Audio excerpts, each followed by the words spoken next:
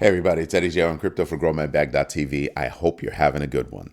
So there's been a lot of news, a lot of news. Let's get to the stuff that's not really crypto, but you can see how it goes. Party City had a Zoom call and said everybody's fired over the week. I think late last week or over the weekend, and that was a wrap. Party City is gone. These employers don't care about you. From what I can tell, employers don't care about you, which means you should learn how to do the GMB3. Do your own research, know your entries and exits, and invest deliberately, because nobody's going to look out for you as much as you.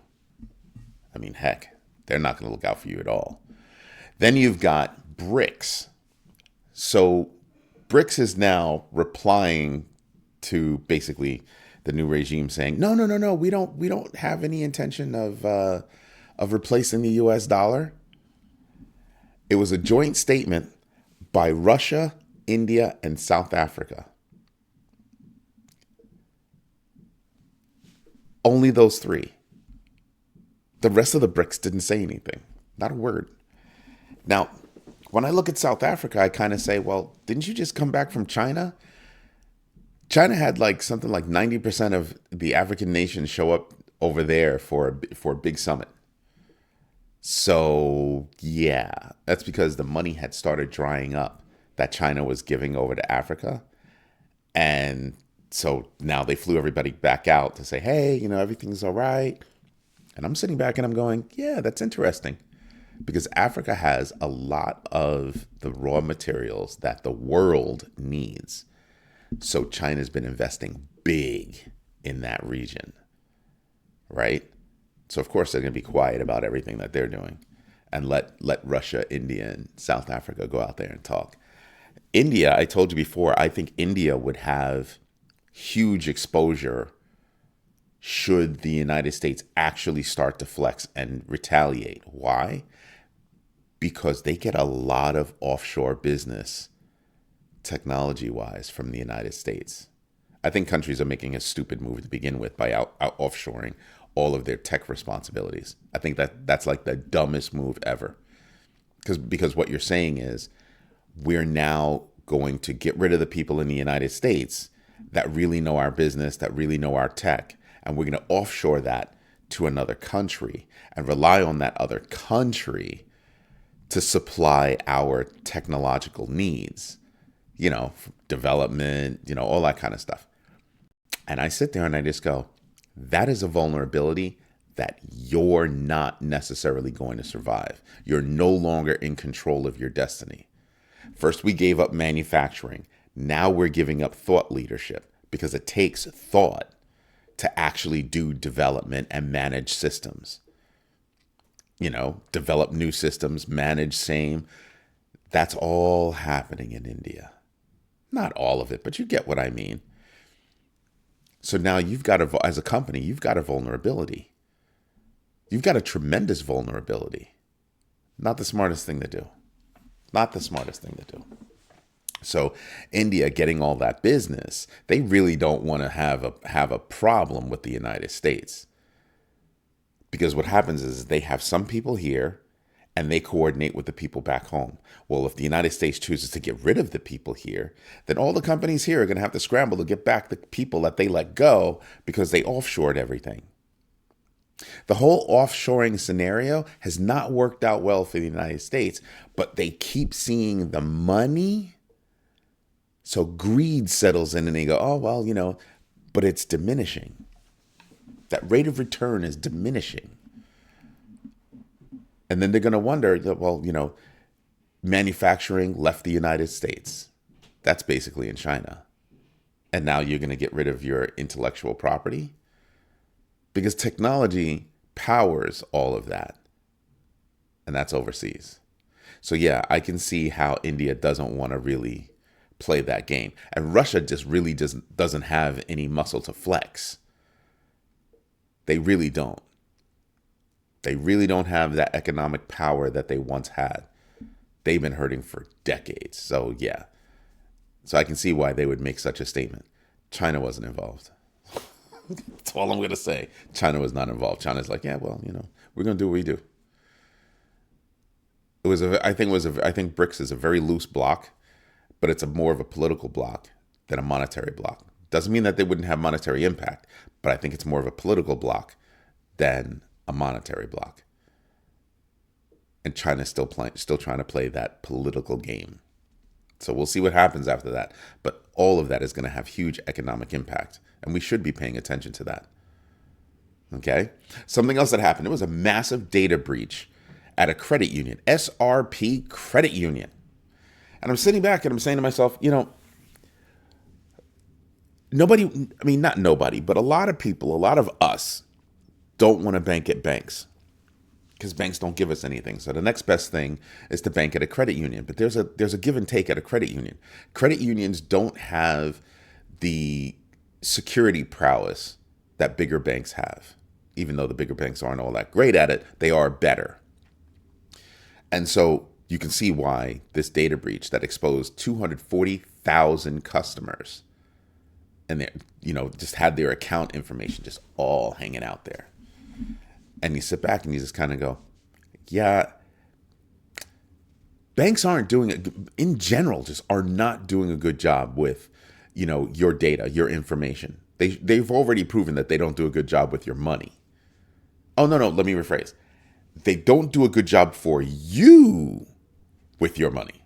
They do a great job for themselves with your money. That's what I'm paying attention to. So you start to realize, why do I want a bank? Why do I need a bank? And now with Visa and MasterCard all making all these deals where they'll exchange your crypto into whatever fiat to pay whatever bill. You just have to be sure to, you don't even have to do anything. They do it for you. And I'm just sitting back and I'm just going, banks are being chipped away at. And I keep saying banks must think about what the expectations are of a bank. Pay my bills, keep my money safe, keep my data safe.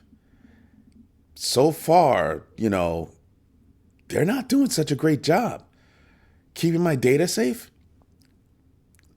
I can't. There are a lot of banks out there, that have data management problems.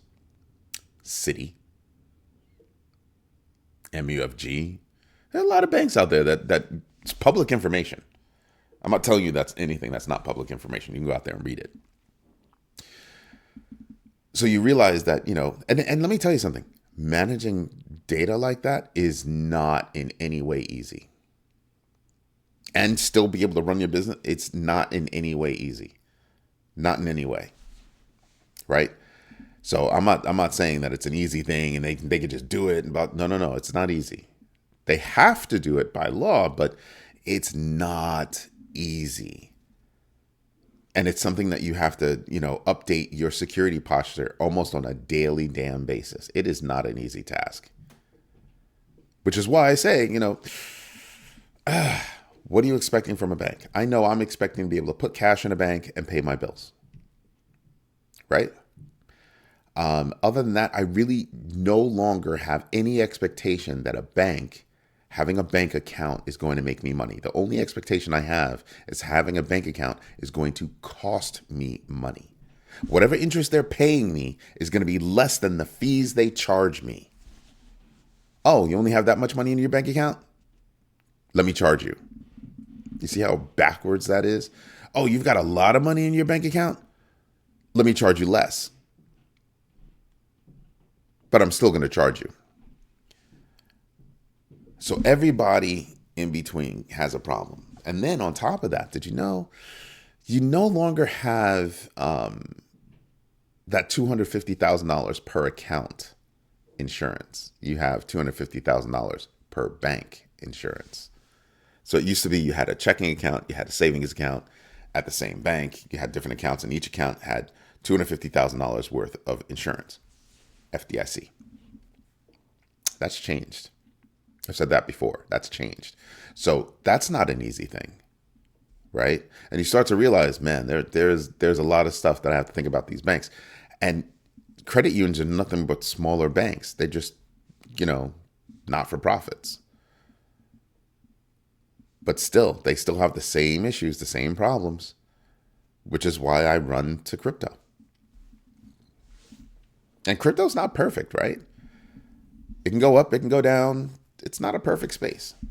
But I trust crypto more than I trust banks. Because I'm in control over my own data. I'm in control over my own money, my own assets. So when I look at real world asset tokenization, oh, hell yeah, I'm all about that. Because I would be in control over my own information, my own data, my own assets. Yeah, I'm down with that. Absolutely down with that. Now, something else that's going to have an economic impact. With technology's advancements, right? There are a lot of people saying there should be, a universal income. And guess what? There's a county in California that's going to try that out. Contra Costa County. Whoever named that place should be slapped. They're launching a $1,000 monthly income pilot. Yeah. Guaranteed income pilot program targeting vulnerable populations funded by local sales tax and criminal justice reform revenues. That's an interesting pilot. And it's not surprising that it's happening in California first. California is always forward thinking. I mean, there are certain things that you just need to realize. AI is here so people can work more efficiently. Because people can work more efficiently, I don't necessarily need as many people. Right? Because I used to have a person to do every tiny little thing. Well, AI can't do everything, but it can do some of those tiny little things. So now I need less people. The better you get at leveraging AI, or the version of AI that's available to us right now, because to me it's not really AI, you can get it to do a little bit more and make your people even more efficient. And that means that a lot of people could lose their jobs to different kinds of technologies.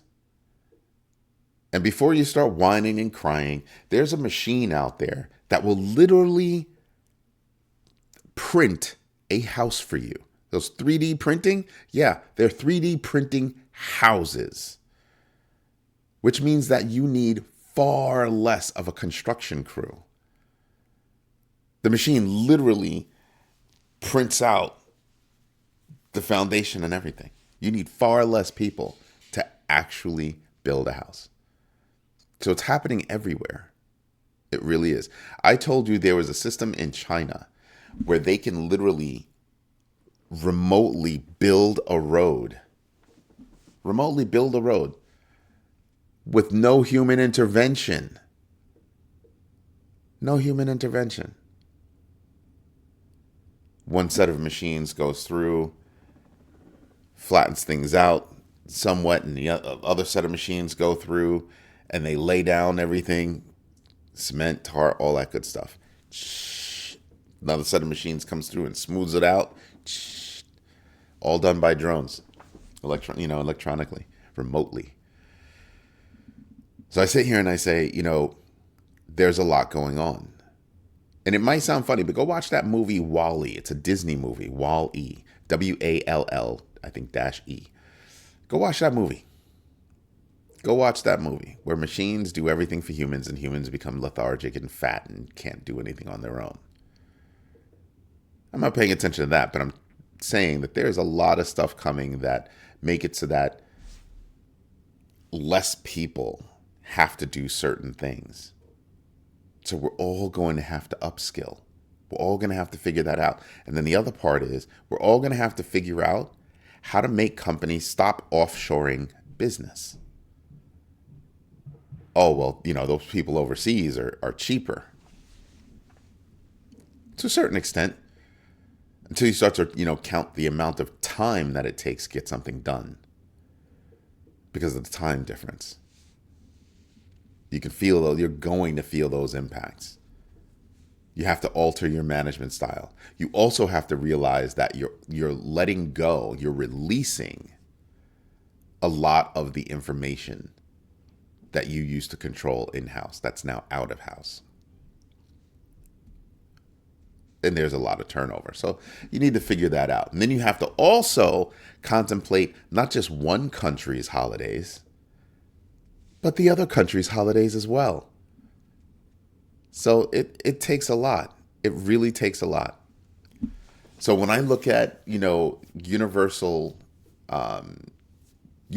income, I'm kind of like, yeah, we're probably going to have to come to that. That's going to have to be, because of, corporate greed, we're probably going to have to move in that direction. And not just corporate greed, right? It's mostly technological advancements, which means that people really do need to pay attention to doing their own research, knowing their entries and exits, and investing deliberately. Investing. That's a very big deal. And I don't think enough people are up on that idea. So I grow my bag. We're still going to sit here. We're still going to get out there. We're still going to try to tell as many people as we can. Going to have to step up your game. Going to have to step up your game. And then you have Solana. Oof, poor little Solana.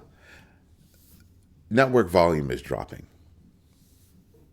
Massively. Meme traffic is down. I mean, I expect it to pick back up.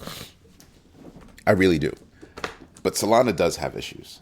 But I think right now you're seeing that downward momentum. Why? Well, you're seeing it because the market took a hit. When the market starts to come back, Solana will come back. Does everything stay up here? No.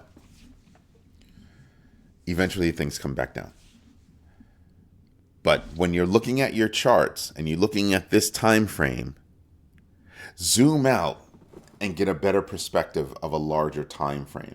And you'll start to realize, and I'll show it to you in the numbers in a little bit, you'll start to see, I don't think there's that much that we need to worry about. I don't think there's that much we need to worry about. But I am adopting, a 10% rule. My 10% rule is somewhere between 10 and 20%. I'm going to start shaving profits. I'm not going to take a ton, but I'm going to snatch 10%. Someplace where the market is going up 10% and I'm seeing an uptick, great. I'm going to snatch 10%. Every so often, I'm just going to snatch 10%. Right? And all of it is going to go into my dry powder fund. All of it. Not going to touch it. I'll probably drop it into PaxG, right? Some interest bearing, place, they call it staking, but it's interest bearing. And I'll drop it there and just wait. And just wait. So that when there's another market downturn, yes, I'll still be managing my money. I'll be selling things and all that good stuff. But I already have money ready to rock and roll to start buying on either the dip or the crash. And let me tell you something. You're not necessarily buying crypto. You could be out there buying a business because it gives you a monthly income. There are going to be a lot of people that are going to get caught out there and not going to be prepared. They're not going to be prepared. And you might be able to take advantage of their lack of preparation. Just saying, just putting it out there, keeping it real, right? Then you have UAE, just rumored Bitcoin stash. And I'm sitting back and I'm like, talking like it's like a rumored Bitcoin stash. I'm like, they're out there cutting deals. Of course they have a Bitcoin stash. What are you missing? What are you missing? Of course they have a stash. UAE, Dubai, just all those countries. I'm like guaranteeing they have a stash. No way they don't. Right? And there are also confirmed investments in El Salvador. And the Middle East just bought, McLaren. Yeah, that McLaren. You need to start paying. I'm telling you need to start paying attention to some of these movements. It doesn't necessarily directly affect your bag, but it could. Like I said, what happens overseas, what happens outside of your country, and I have to say it like that because not all of our viewers are in the United States. So what happens outside of your country can still affect your country. That's why I keep telling people, you must do your own research, and you have to do it on a daily basis. And you'll find that you'll start remembering things. You'll start to see patterns. You'll literally start to see things add up. It was like, I wonder if that's going to happen. I wonder. Another piece of news comes in. Oh, it did happen. You begin to trust your gut. That's a very big deal, to be able to trust your gut. Just saying. Bitcoin dominance, they're saying that could be a challenge for altcoin season. I think there's a separation between money that's going for altcoins and money that's going for Bitcoin. Two different kinds of mindsets, two different sets of reasons. I'm looking to do different things with Bitcoin than I am with altcoins. To me, altcoins are transactional. To me, Bitcoin is not transactional. Because I could leverage my Bitcoin portfolio to go get loans to buy more Bitcoin. Hello, Michael Saylor. Just saying, there are things that you can do with Bitcoin that you're not going to be able to do with the altcoins. So when I buy them, they're two different buckets. They're two totally different buckets to me. Now, Coinbase came out and they said there are 5 things, and I totally agree. There are 5 things that are going to affect 2025 right here in the United States. And I'll give them to you. Real-world asset tokenization, institutional ETF interest, DeFi, stablecoin growth, having a stablecoin, having a used stablecoin, right? A stablecoin that people are using. That is a cash machine. Look at Tether. Look at USDC. Look at Athena. Look at DAI. It's a cash machine. So that growth in stablecoins, well, we're going to have to watch that. The other thing that they say, pro-crypto regulation in the United States. And let me tell you something, that pro-crypto regulation that everybody is expecting to come with the new regime, that's going to have a profound effect across the world. You already have countries saying, oh, well, if they're going to do a Bitcoin reserve, we're going to do a Bitcoin reserve. That has impact. That has real world impact. Okay? Pay attention to this stuff. It's serious. This is not a joke, folks. This is not a joke at all. Then you've got Gate Group expanding into Japan. They bought CoinMaster. And I'm sitting back and I'm going, yeah, that's good. Because the more places that, crypto exchanges go, the more knowledgeable people become, the more adopted crypto gets. Just saying, there are a lot of things for us to pay attention to. And we need to do that. Do your own research. Know your entries and exits. Invest deliberately. That's the GMB3. Anyway, you know what we should do? That's right. We should get into the numbers. Let me move my notes out of the way. Let's start with the GMB Crypto Tracker Top 25 Losers. So this actually, updates itself. So that's a really cool thing. Hyperliquid, okay? They had North Korea start probing them, and they lost $700,000. North Korea is knocking on their door. So they're down about 19%, GMB X factor of 0.29. But that's, they've also been high. Oh, excuse me. Fartcoin is down 14%. It's 47% off its all-time high. Not a shock. Not a shock at all. Let's go down. Usual is down. These are all new things. Usual is down 9.48%. Who else is down? Magic Eden is down 8%. Let's see who else. Nero is down 6.36%, 2.05 GMB X factor. Mantra is down 5.8%, GMB X factor of 0.27 because it's been going up so quickly. Aerodrome Finance down 4.9%. And that right there, 5% rule. I stop.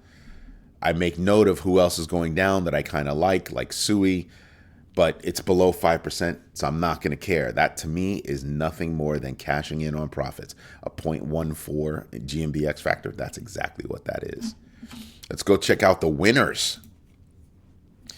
Aave is up 9.44%, GMBX factor of 0.96. Yeah, they're gonna make it. That'll be fine. Virtuals protocol is up 8.52% with a GMBX factor of 0.24 because they keep hitting new highs.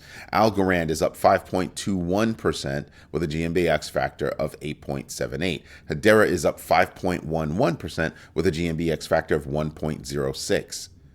And right there, you stop because of the 5% rule. That's it. I'll pay attention to what else is going on. But at the 5% rule level, I'm done. I don't have to think about anything else. Right? Looking at Tezos, yeah, there's a pullback. But not a big deal to me. I'm fine. I didn't buy into it, but Ty did. That's why I pay attention to it. Chainlink, it's basically moving flat. Anything below 5%, I look at you as just moving flat. Right? I just want to look at the flow. I just want to look at your rhythm, see how your coin is moving. That's why I pay attention. But underneath 5%, I'm not really worried about it. What else do we have? U.S. economic data this week. It's a slow week. Christmas is Wednesday. We're going to get durable good information tomorrow. Thursday, jobless claims. Friday, just, retail stuff, retail inventories, that kind of thing. Trade balance and goods. Not a big deal. Right now, the fear and greed index is at 70. Then you've got DeFi Llama. We're all the way down to 132 billion. We were in the 140s. Then we started out in the 150s, then 140s, now in the 130s. We'll start to see that come back, just not yet. We'll see if there's a Santa rally. There's still a big possibility of a Santa rally, so we'll see what happens. No, I don't want to try that. I just want to look at the big board. So this is why I'm looking at everything. Because this is why we have the GMB crypto tracker. Why? Because it enables us to actually understand where I can be putting my money, right? Ethereum is a spot. BCH is a spot. XRP, Bitcoin, ADA. You could, if you wanted to play around, you could play around with Sol, Sui. Somebody was asking about ICP, and the community responded almost in unison. No. Doge is down at 31. And I'm sitting back and I'm saying to myself, yeah. You could still see Doge just last week was at 40 cents. So if you were to buy in right now, you're looking at what, a 15% increase? Not bad. Not bad money. Not bad money. Link is up, Link is down. You could see a 1/3 increase in Link. Link was at what, 30 something and change. So it's down about 1/3. So you can see how much money you can make right there. I'm just saying, I like Link. Aave, same thing, another place that I'd be looking at. So there are places where you could put your money. You just have to pay attention to where you're going to put your money. Just saying, right? Then this is what I mean. Everybody's focused on, oh my God, look at this drop. Look at that big drop that we had. Look how quickly, right here was November 4th. So from November 4th to where we are right now, that's a big leap. I'm not crying. If you bought in back here, just look where we were. Let's go back. You see all these lines? This is where we were. I'm not going to worry about it. Look at that. September 24th, we were at $53,000. September 4th, I'm sorry, Friday, September 6th, 2024, we were at $53,000. And now we're whining because we had doubled and now we pulled back a bit. Yeah, I'm not worried about that. This is what I mean by take a look, zoom. When in doubt, zoom out a little bit. When in doubt, zoom out, and you start to see, oh man, that's not where we want to be. Sorry, I didn't have my video up. But yeah, when in doubt, zoom out, get that bigger picture, take a look, and you'll start to see, oh wow, yeah, Eddie's right. Look at all those lines he has on his graphs. This is where we busted through. Yeah. From September 4th to today, what's that percentage? You're almost up 50, you're almost up 100%. I'm not whining at the simple pullback. Skip that. That just means, oh, I didn't make as much money as I could have. Well, yeah, I'm not worried about that. Unrealized potential. This is why you DCA. Dollar cost averaging. You put in a little bit on a regular basis. on average, you're going to go up. Just saying. Just saying. Just looking at the numbers side by side right here. Again, this is very helpful, but we take all of this and we put it in the GMB crypto tracker, and it makes it a lot easier because that tells us how long do we have to go? What do we have to do to get to your all-time high? And do we think you're going to make it? 2025 is going to be a very interesting year. Strap on. Put on your big boy, big girl, big us, big they, big them undergarments and strap the heck in. Anyway, this is Eddie J on crypto for growmybag.tv. I hope you like what I'm doing. If you do, hit the like button.